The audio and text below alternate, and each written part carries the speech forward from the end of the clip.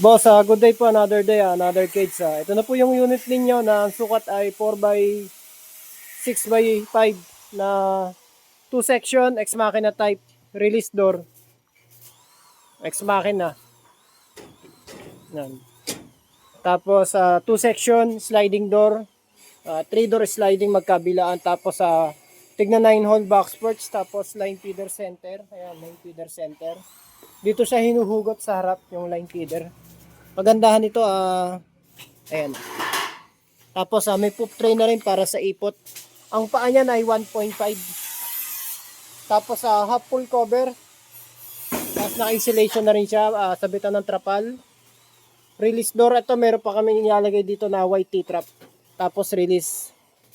Dito white T-trap. Tapos sa likod ay long span yung pinaka-cover niya, ayan. Tomorrow pwede na po yan.